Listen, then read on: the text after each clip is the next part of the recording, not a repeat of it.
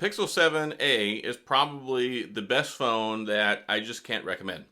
Now, you probably see the red lights behind me. I have a lot of concerns with this phone. Not because it doesn't work well, not because there's like anything necessarily wrong with it, but it doesn't make sense. And I think it's the beginning of the end for what we have the affordable A series line when it comes to the Pixel phone. The Pixel phones, they always had the regular ones. So like even last year we had the Pixel 6, the 6 Pro, then we get the 6a, we got the 7, the 7 Pro, and now we have the 7a. Typically, what you would get is you get an affordable, like more economy-based phone that had some really good picture taking capability and a decent chip in it at an affordable price. And it's gotten more expensive and more expensive. And then their plan seems to be, okay, here's what we'll do. We'll charge people for it up front, and then a couple of months later we'll drop the price and we'll just keep it there regularly so we can entice people to keep buying it. Well, that works if you're not selling it for basically the same price that the 7 is already on sale for. And in a lot of cases, you can get the 7 cheaper. You can get it renewed, you can get it refurbished, you can get it used, you can get it on sale. I've seen it on sale a lot. I mean, I've talked about this in multiple videos. Just a few months ago, you could get it through Mint Mobile with a year of service if you transferred your line for $289. That's insane. I've seen it for $349 with activation, $399 with activation, $449 outright without activation. So when you bring in the Pixel 7a, and the Pixel 7 is almost a year old, and okay, yes, it's almost a year old, but it's the same hardware, except the Pixel 7 has better hardware. Like it has better Gorilla Glass. It actually has glass on the back instead of plastic. It has the bigger sensor, the better camera that's set up in it. It has all that stuff, right? So why would you want to spend $499 and basically get the same phone, but it's cheaper? I just don't. I don't understand the thought process behind that. I don't know what Google was thinking with this, but there's really only two reasons why they would do this. One, because they know they can sell some for $499. Like, let's come in high, and then they'll do the typical Google thing where they pull the rug out from under you, and then they start selling it for less. And historically, it happens about a month after the phone comes out. It happened with the Pixel 7, it happened with the Pixel 6, the 5, the 4. They always launch it in October, and then by the holiday sale time, there's already like $100 off, or at least $50 off. So that's kind of how their mantra is. They do that. But two, it tells me that there's probably going to be a price increase with the Pixel 8, and I think it's a disaster. The whole reason people have been flocking to these phones, let me tell you, it's not because of the Tensor chip. It's because it's got Google's name on it. It's their flagship level phones, and then you can get it for way cheaper than the competition. That's a working model. It's worked well for them. They've increased their market share. They've sold a lot of phones, and it's been a good deal because it's like this great contract between the market. We give you a good phone at a good price. You know, maybe we might not be on time with the software update. Maybe it might have a few issues here and there, but by and large, you're getting a really good phone at a lot cheaper price. And that's also reflected in the hardware. Like, they're not using cutting edge hardware. They're using 1 and 2 year old hardware from Samsung. And these phones are basically 50 to 60% Samsung phones. They're reusing, they're having a custom Exynos chip made, using a Samsung Exynos modem, they're using a Samsung screen, like Samsung memory. There's a lot of stuff that goes into these at Samsung. I mean, I made a video earlier in the year saying that the Pixel 7 was the best Samsung phone on the market because it's more Samsung parts than anything. So anyway, yeah, I think we'll probably see a price increase this fall on the Pixel 8 and the 8 Pro, and I think it's a terrible idea. Like, they managed to make it all the way through the last 3 years with all the delays, all the lack of availability, all the shortages in the chips, and not raise prices, and had the best marketing and sales campaign they've ever had, and I think they're going to ruin that.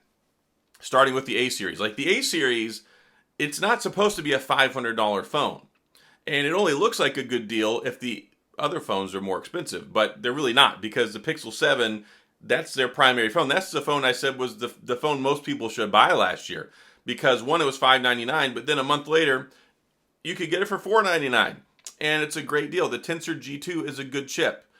Is it an $900 chip? No, and I really have concerns about them putting a Tensor G2 in a Pixel Fold and then selling it for $1,800. Like, that's not something that screams $1,800, right? It should have a Snapdragon, but of course Google is going all in on this whole Tensor thing, which is fine.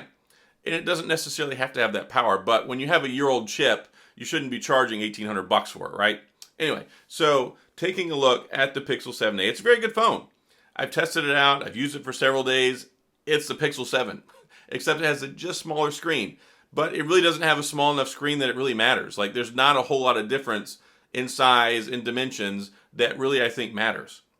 Now, if they just came in with this and the 7 Pro, I think it would be more meaningful. But when you've got the 6.3 inch Pixel 7 and then you have the just under 6.2 inch Pixel 7a, not a whole lot of difference here. Like, the weight's mostly the same, got the flat screen, and I think the brightness on it is worse.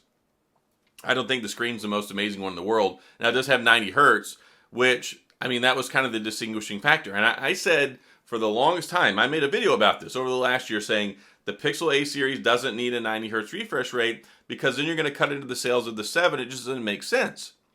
So what are we going to do now this fall? Are we going to have 120 hertz in the 7, in the 8 and the 8 Pro? Are they going to raise the price on all of them? And then I think it's just, I think this is the beginning of a snowball that's going down a mountain that's going to pick up momentum in the wrong direction. So if you want to buy it, it's a good phone. And I actually made a video saying it's a great upgrade, and it is. If you take a look at the Pixel 6a and then you compare the Pixel 7a, it's a remarkable upgrade. I mean, you get the Tensor G2 over the G1, you get the 90 hertz refresh rate, and you've got facial recognition. There's just a lot of stuff in here that I think is a really good upgrade. But then you're also paying $500 for it. And, well, yeah, the 7a is a good upgrade, but also is the 7, which you can get for basically the same price. You can still get for the same price. I mean, you can get it right now in Best Buy for $499 with activation. So it's not like this phone is cheaper. It's not like there's any amazing sale deals, and I get it, right? You can get it through Google, and they'll give you the Pixel Buds A series. They're okay. They are pretty good for A series buds, but they're still selling them for $100, and they've been out for several years. They're not $100 earbuds anymore.